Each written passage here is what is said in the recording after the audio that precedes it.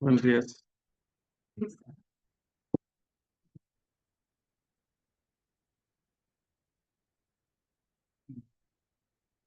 Hola, buenos días. Me presento. Soy Bruno Moreno, presidente de cuarto año de ortopedia. Vamos a hablar el día de hoy de retinoblastoma, de una parte importante que es la estadificación, todas estas sistematización, estadificación y estratificación, la clasificación por reglamento intraocular, la descripción de lesiones de retina y siembras, histopatología del retinoblastoma y correlación clínica y histopatológica y el pronóstico.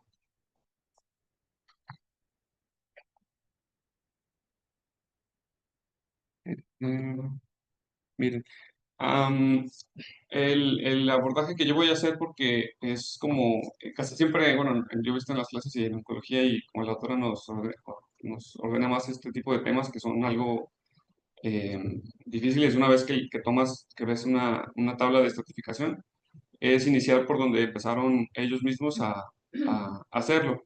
En los años 60, en el 63, se inició con una clasificación que se llamaba Rhys-Elword. Casi siempre, o esta avance, o lo que yo he visto es que es en Estados Unidos. Este se desarrolló en Nueva York. Em, y en este tiempo no se tenía quimioterapia intravenosa o no se sabía de una quimioterapia intravenosa que le llegara o le tratara a un retinoblastoma. Entonces, lo que tenían en ese tiempo es radioterapia y que se empezó a usar a lo mejor para leucemias y para otro tipo de tumores, entonces empezaron a usar radioterapia para retinoblastomas. También pues siempre se ha usado que hacen enucleación, pero no a todos los niños de una manera se indica enucleación. Entonces, esta clasificación se dividió en 5 grupos que ahorita la vamos a ver, pero habló de tamaño, localización y número de lesiones que están en la parte de la retina, que es donde se inicia este crecimiento neoplásico. Y pues al momento de ahora quedó obsoleta, pero en su tiempo, mientras se tenía solo radioterapia o un poco de tratamiento quimioterápico sistémico, pues todavía se usa. Habrá, me dijo la doctora que habrá todavía oftalmólogos que no se han actualizado o que aún ponen a lo mejor en sus notas algún tipo de este grado y que ha habido modificaciones también de esta clasificación, pero yo busqué, bueno, no el artículo original, pero más o menos en base al que es el más sencillo, que los acomoda por riesgo, muy favorable, favorable, dudoso, desfavorable y muy desfavorable. Habla de un concepto que se llama diámetros de disco o las DD.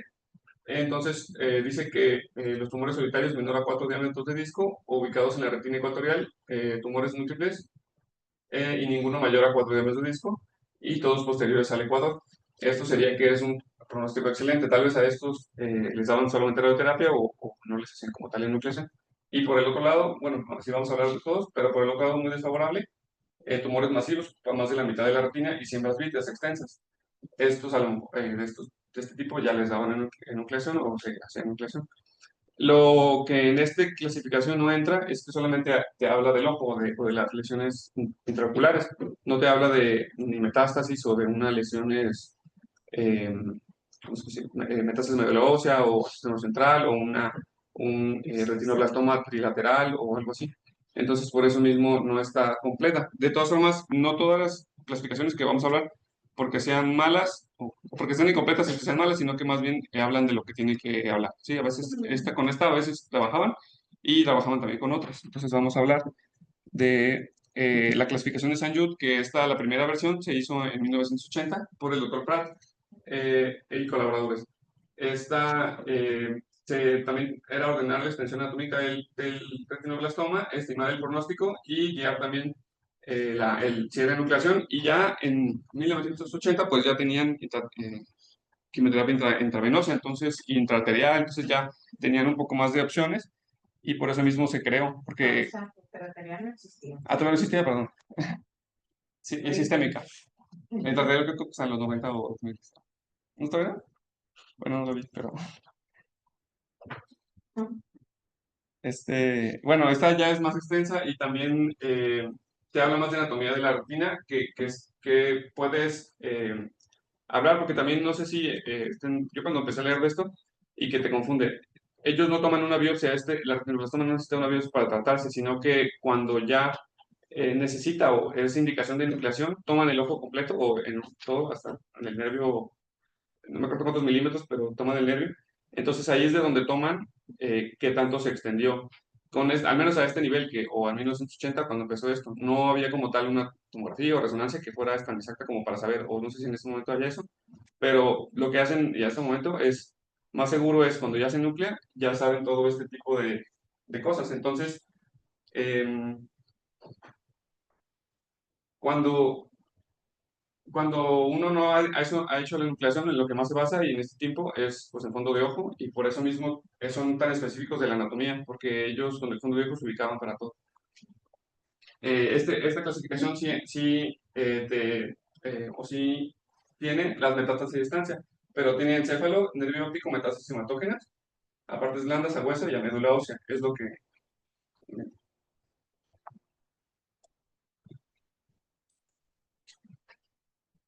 En la clasificación de Grabowski, que es de 1987, también se desarrolló en Estados Unidos, en la ciudad de Nueva York, en el hospital de Sloan Kettering. Eh, esta también sirve para pues, vincular el estadio y darle tratamiento de quimioterapia, radioterapia, y así estimar un pronóstico y ver si se va a nuclear o no se va a nuclear. Pero ya en este tipo em, en esta clasificación ya también te mete líquidos clororraquídeo, si tiene masa en el central, o sea, son a veces como que van aumentando la especificación y cada clasificación que se va haciendo, porque así los puedes ir como clasificando en el riesgo, y así también se pueden hacer estudios, porque lo que no se hacía en ese tiempo es que no hacían estudios de investigación, y cuando uno hace como una ¿cómo se puede decir? La clasificación la usan en todo un país, o como ahora en leucemia, o no sé, esta clasificación la usan en muchos hospitales, y entre más específico mejor, para poder hacer investigaciones y tomar estos factores de riesgo y hacerles estudios, análisis, y ver si son o no factores de riesgo para, no sé, metástasis o pronóstico o todo. Entonces, por eso mismo tienen que ser cada vez más específicos. En el 2003, ya me salté mucho, pero en el 2003 se hizo esta clasificación intraocular. Esta habla como el intraocular como si fuera de la clasificación de RIS, porque eh, ya tiene técnicas locales, como dice el actor, a lo mejor no está la intraarterial, pero usan más láser o usan algunas otras terapias que se pueden hacer locales, y así evitas la enucleación. Eh, pero por eso mismo hay que clasificarlos para ver cuáles son los que no tienen tanto riesgo de hacer más lesiones o que se expanda después de que hagas estas terapias locales. Eh, mm, este fue un consenso internacional de Estados Unidos, europeo y asiático. Entonces, cada vez, como en todos los tumores, como es un tumor raro, cada vez si entran con más hospitales en todo el mundo, pues es más completo. Y también no son las únicas versiones. A veces, bueno, lo que yo vi es que casi siempre se van así como modificando, o algún centro modifica unas clasificaciones para meterle todavía más información o para ver lo que ellos ven. Entonces, de la ICRB, que todavía está vigente, van modificando y para hacerla más extensa. No significa que ese el artículo es el único, pues están siempre... Y bueno, y van a ver ahorita que un buen artículo que tengo más adelante, que hay médicos que están muy interesados en este tipo de temas. El Héctor Chantada, que es el que da clases como creo que está en España y Uruguay, no sé, ajá. Entonces, ajá, en Barcelona y en varios hospitales. Hay como médicos que se dedican mucho a esto, así como otros que están así, pero que son como, critican este tipo de clasificaciones, y a veces hacen artículos como que critica de todo para que se haga uno mejor. Entonces, también en Estados Unidos, en esta misma clasificación, lo que se está hablando es que como en un centro en Filadelfia, pueden actuar de una manera con esa misma clasificación y la modifican. La versión de Filadelfia es un poco más conservadora. Y en el grupo E, ellos ven si no tiene ahorita les digo, no tienes algunas lesiones, hacen conservador, no hacen una nucleación. Pero en la versión de Los Ángeles sí son más hacia el nuclear para evitar, porque lo que también dice el doctor Chitad y varios que yo vi, que prefieren el nuclear que luego tener un paciente que fallezca o que tenga metástasis o algún problema aparte. Entonces, son como dos maneras de verlo. Sí, la mayoría de los libros que vi que prefieren nuclear en manera de lesiones específicas que ahorita les voy a decir. Esta es una versión que usa, que viene el libro de, un libro de oftalmología del 2006. Esta, por la parte que tiene el grupo E, que dice que cualquiera de estas es mal pronóstico, pareciera que es como más severo. O sea, cualquier paciente que tuviera este tipo de lesiones es para enuclear. Entonces, es glaucoma neovascular, tumor anterior o en el vítreo o que se levanta el vítreo o un tumor que toca ya, o sea, que está todo invadiendo todo el ojo, eh, un retinoblastoma es infiltrativo, una hemorragia que opaque la media, tumores necróticos y este signo que se llama ptisis bulbi. Entonces, esto en toda la E significa, pues, no sé si lo hicieron propuesta, pues la E de nuclear, o sea, ya no tienen otra opción de hacerlo, ¿sí?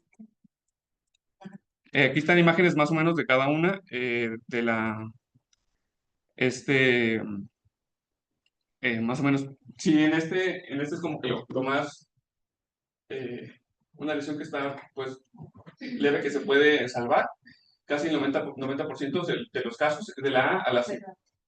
Sí, en la D, que ya estábamos aquí, aunque se vea así, que dices, tiene estas lesiones pequeñas y además esta, en el 47% de los casos se pueden salvar. También hablaba de que depende en el país en donde estés. A veces si no tienes la manera o no tienes el oftalmólogo a la manera que haga las cosas, terapia local o la quimioterapia que se puede hacer, o no van a seguir el tratamiento. Muchas veces llegan a fallecer o los tienes que nuclear a la mayoría. Hablaba el doctor Chutaro de que hay en Europa y los países más altos, 90% o 95% de sobrevida y a veces ni siquiera de nucleación en esa parte, en Europa. Pero en África el 30% sobreviven. O sea, sería como que esas dos partes y que a lo mejor aquí en México también tenemos eso, que si es cambio un código postal diferente, a veces tiene mejor sobrevida que en otro código postal.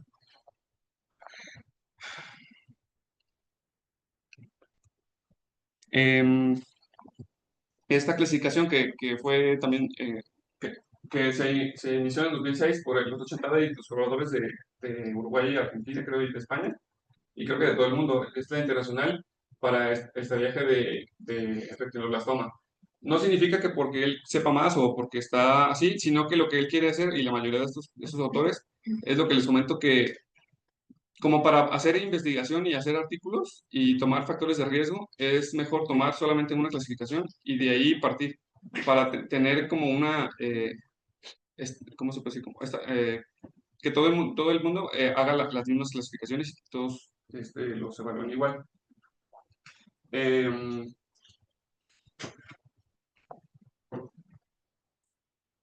Esta es la clasificación. Cero sería si solo un tumor intraocular, un ojo enucleado, o sea, porque a veces te llega que pues ya está enucleado, a veces oftalmología ya está en lesión, entonces un ojo nucleado y resección completa confirmada por examen histopatológico. En la 2 sería un ojo nucleado y tumor residual microscópico.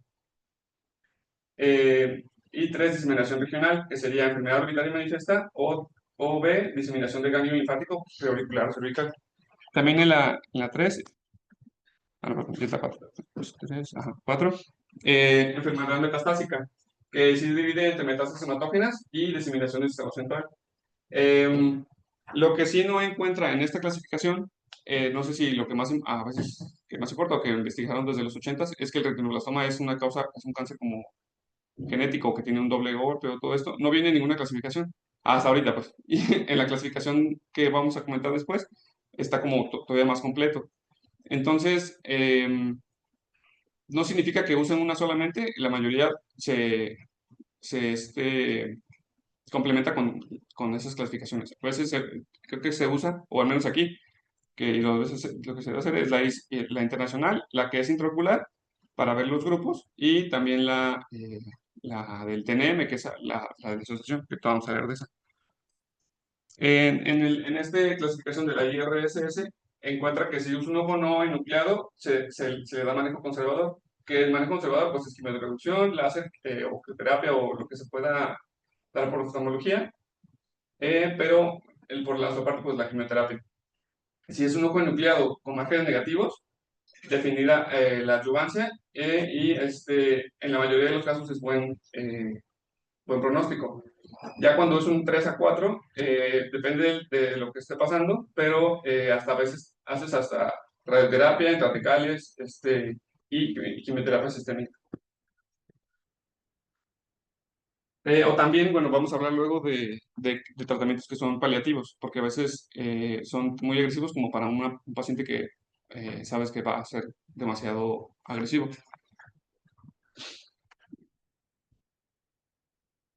Esa es la que les platicaba. Se llama JCC, pero también es lo mismo que el TNM, o sea, como que te da un vocabulario parecido a los demás tumores, porque este tumor de retinoblastoma, pues no hay ninguno parecido o algo así. Entonces, ya hablando de un TNM en un retinoblastoma, eso también nos ayuda a la investigación y a que también te dice por cómo actuar, depende de qué gravedad tenga. Em,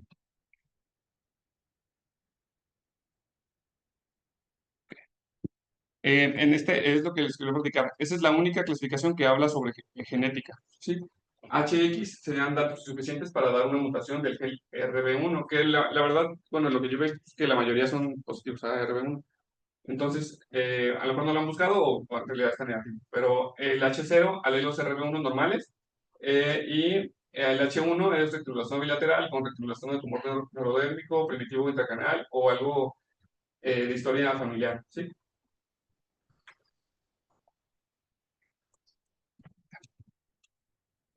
Esta ya habla de T, aquí está la T. El P, la P siempre la tiene como en esta clasificación. Entonces,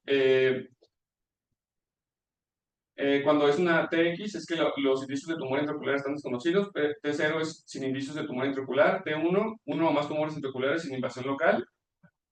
eh, y invasión focal en la coroides, ni compromiso prelaminar o intralaminar de la óptica. Eso es como que lo más como un tumor que encuentras casi en crecimiento, o sea que es muy buena pues el tamizaje o el diagnóstico, no es muy precoz. Ya el T2 es uno o más tumores intraoculares en la invasión local y habla de A o B, depende de eh,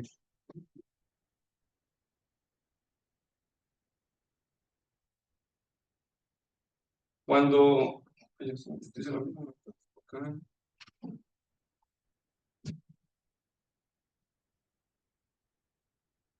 creo que es más hacia lo que mide, en A o B, sí, es una medida, pero aquí no sale en esta clasificación. Eh, Como aquí que en la P3 te dice que más de 3 milímetros y ya acá es invasión retrolaminar de la papila óptica. Como que cuando va creciendo la T siempre es como del crecimiento o está del tamaño. Ya en la N es ganglios linfáticos, compromiso ganglionar en la 0 es sin compromiso y evidencia de compromiso. Cuando tiene X es porque falta como que se investigue. A veces te llega el paciente sin los estudios correctos para hacerlo, entonces ya hasta que lo haces ya le pones un 0 o un 1. Y de metástasis a distancia, pues es la M, como estamos hablando, ¿sí?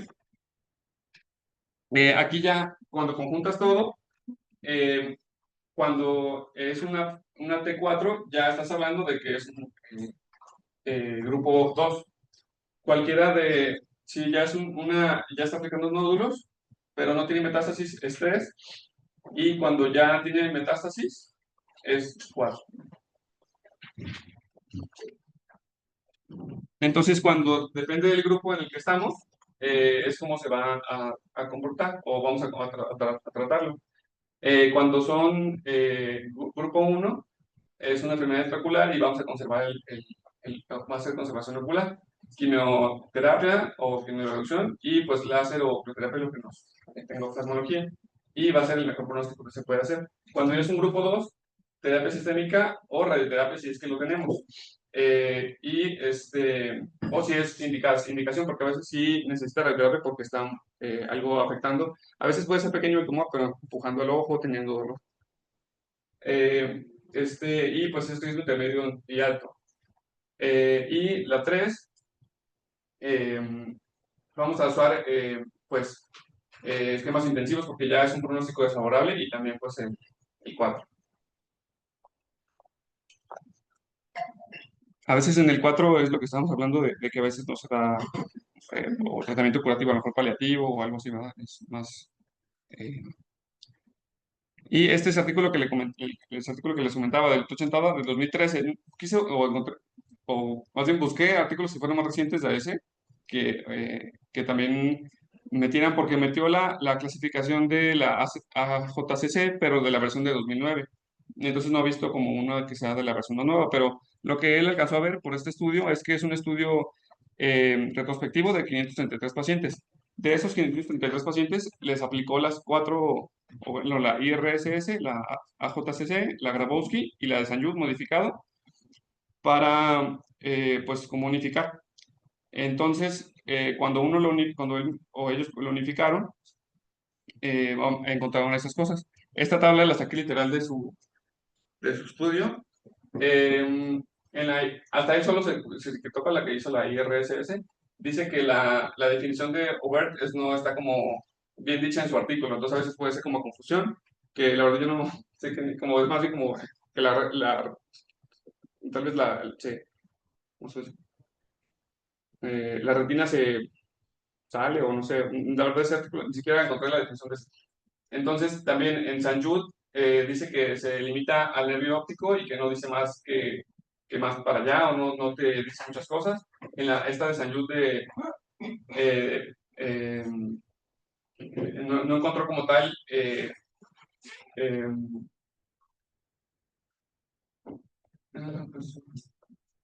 como bueno, igual lo que yo vi que más criticaba es que a veces con una sola clasificación no vas a definir todo lo que le pasa. A veces uno se fija en otra cosa y en otra. Eh, entonces, también en la IRSS puede ser que sean redundantes los más avanzados. En la Sanjud, menos detalle en la patología postlaminar. Y en la AJCC del 2009 decía que no discrimina a no discrimina a los más avanzados y omite invasión escleral explícita. Y en el Grabowski no incluye invasión coroidea masiva y menor capacidad de estratificación. Esto va a tener importancia ahorita que hablemos como de factores que han visto que son factores de riesgo, ¿sí? Entonces, ¿qué falta sobre cada clínica en los protocolos? Los puntos a favor de la IRSS es que ancla la patología sólida para estadios interoculares y regionales, pero el ajuste podría ser que simplifique los subestadios para no cambiar decisiones ya de manera cuando están avanzados.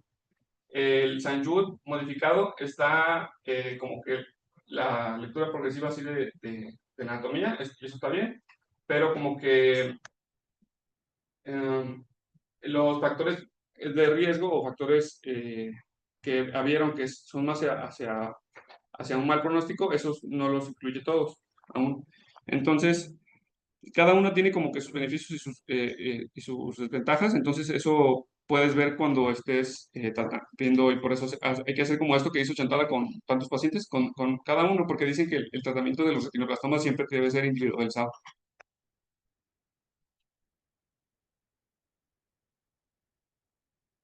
Mm. Ok, estos son los datos de alto riesgo para retinoblastoma. Mm, hay un concepto o es como unas siglas, PLONI, invasión del nervio óptico postlaminar. Esto es que el tumor más allá de la lámina cribosa y es escenario del tumor en la imagen de selección del nervio óptico.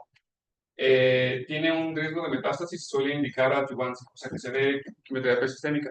¿Sí? Eh, el, la invasión coroidea masiva, que es MCI, es que 3 milímetros mayor del diámetro de infiltración coroidal y focos múltiples que sumen más de 3 milímetros o la coroides espesor completo. Esta es la T3A, y pues también necesita quimioterapia. Invasión escleral o extraescleral y es infiltración verdadera en la esclera y si atraviesa la esclera o es extraocular, y también se asocia a recaída extraocular. Por eso se debe dar manejo intensivo. Afectación de estructuras anteriores, o sea, del ojo. La cámara anterior del iris, cuerpo ciliar, malla trabecular y canal de Slane. Y ese es el más reconocido cuando se encuentra una impresión secundaria. Margen de sección del nervio óptico positivo, cuando el tumor del borde quirúrgico del nervio no es correcto. Y eso también es riesgo muy alto. A veces, me estaba acordando de eso. Ya no lo busqué esta vez, pero cuando hacen la enucleación deben tener como como que una medida del nervio óptico que deben de tomar, como un margen limpio, ¿sí? Eso también a veces es importante. Cuando no se cumple o no se puede hacer ese margen, eso tenemos que tratarlo diferente. La combinación de dos de esos factores se considera un riesgo muy alto de metástasis. Entonces hay que buscarla y si no la tiene, pues, pues de manera como sistemática estar buscando esas metástasis. Am, estos eran unos conceptos que comentaba este autor del libro de retina de oftalmología, que no hay diferencias entre predisposición si es genética o no genética para metástasis. Cualquiera de los dos pueden ser metastásicos y no significa que porque sea bilateral va a ser metastásico. A veces los bilaterales no son metastásicos y los unilaterales sí, o sea, depende del paciente, sí, o de los factores de riesgo que estamos viendo anteriormente. La demora diagnóstica es lo más importante de estas enfermedades. En todos los niños se debe hacer pues el reflejo rojo, o también si ya tienen un antecedente de ceguera o de tumoración en familia, pues hacerles ya de una vez fondo de ojo o ya el reflejo rojo y fondo de ojo, ¿sí? Y estar como en vigilancia. Las recurrencias intraoculares múltiples, eso no se debe de retrasar la enucleación porque esto pasa. Eh, eh, a veces uno dice, no, pues es que no tiene esos factores, pero como que está en una área gris, pero de todas formas es mejor en nuclear a que luego tenga una cáncer más avanzado. Y creo que eso ya estuvo.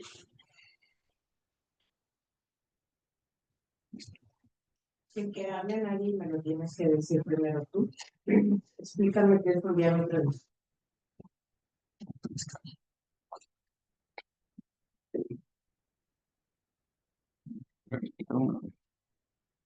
Ah, el círculo, ¿no? Que se ve en medio. Sí, sí, sí. ¿Tiene que ver con eso? Explica. En esa medida te basas para tomar como escala de las demás lesiones que ves en el fondo de ojo. Depende del diámetro de que está en el fondo de ojo, que es el disco, que es el único disco que se ve. ¿Cuál es ese? Sería el nervio óptico sí, no, el nervio óptico. ¿Cuánto mide un diámetro discal? Acá decía 3, no, no estoy seguro. 4, no me acuerdo. La verdad. Descríbeme la clasificación A de la clasificación internacional de neuronas.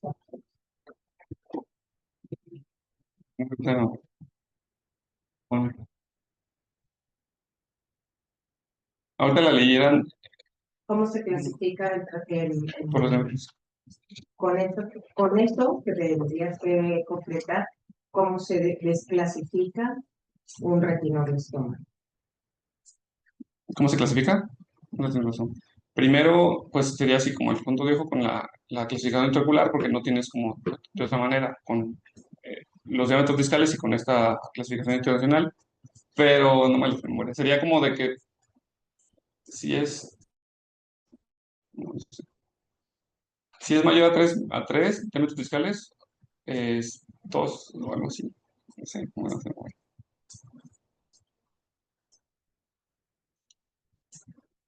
Solamente leyendo. Pablo, te mandé un mensaje a tu chat. Dime qué significa una clasificación 1 del IRC. Uno. Un grupo 1 en estadio 1 del IRC. Que está localizado intraocular, o sea, una lesión intraocular, que no sea. mm,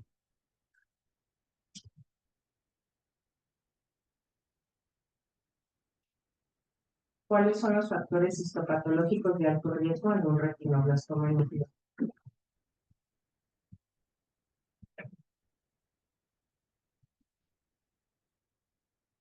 Que se desprenda la lámina cribosa es una parte. Lo de la. eh, es que no sé de memoria. Está aquí. No me lo sé de memoria. Todo ahí. Fíjate.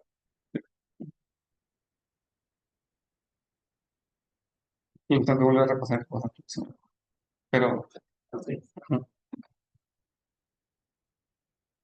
La verdad, ay, y ayer te lo dije y se los vuelvo a repetir a ustedes. Yo tengo 22 años en esto y no dejo de aprender cada día. Es tu única oportunidad que en este momento tú vengas y lo que tú hayas leído, porque esto no se lee de un día para otro, perdóname, pero me decepcionó mucho cuando ayer me llegaste con la presentación. Ujú. Número uno. Número dos, ustedes tienen su plan de actividades de clase